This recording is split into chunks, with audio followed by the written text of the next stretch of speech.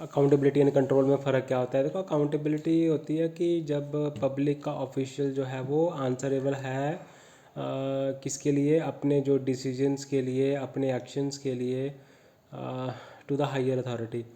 और कंट्रोल है एक मैकेनिज़्म हो सकता है, एक प्रोसेस हो सकता है, ठीक है।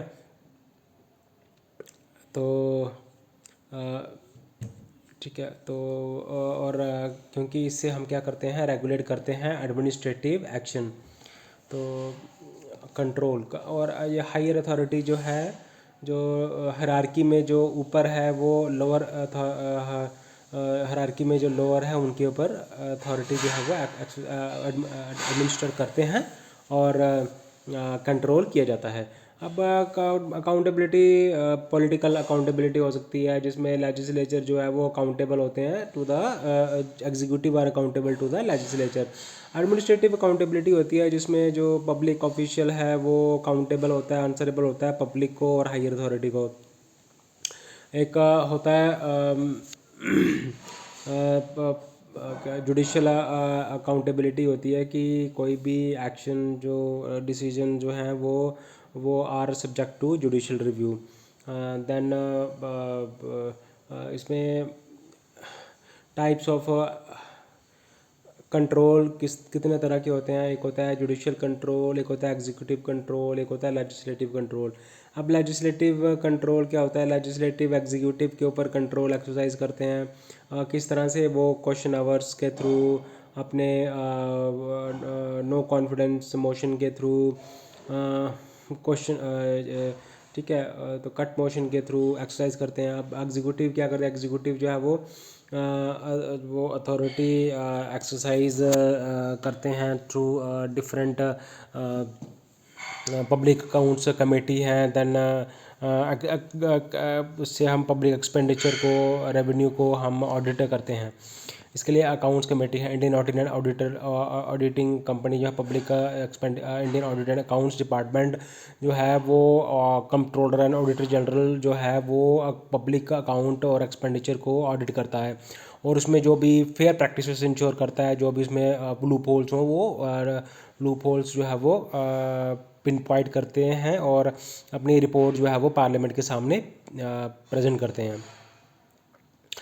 ठीक है, इसका आ गया judicial control, then legislative control, then administrative control, then इसमें इसमें आ गया एग्जीक्यूटिव हो गया, लेजिस्लेटिव हो गया, जुडिशियल कंट्रोल। अब जुडिशियल कंट्रोल किस तरह से होता है? जुडिशियल जो है वो जुडिशियल रिव्यू करता है, लॉस का रिव्यू करता है, एक्शन का रिव्यू करता है।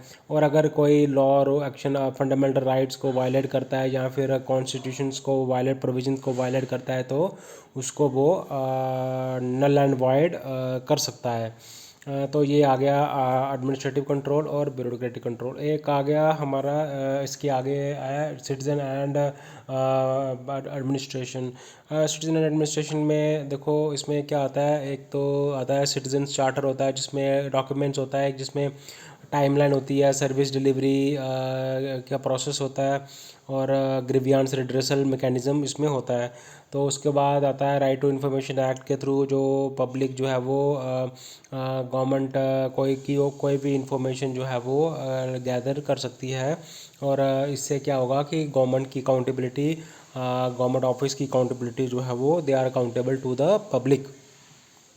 तो ये आ गया, ठीक है। तो इसके साथ ठीक है गाइस, और तो ये हमने जो ये था कंट्रोल और अकाउंटेबिलिटी, जैसे different Indian audit and controller and auditor general की एग्जांपल हम ले सकते हैं।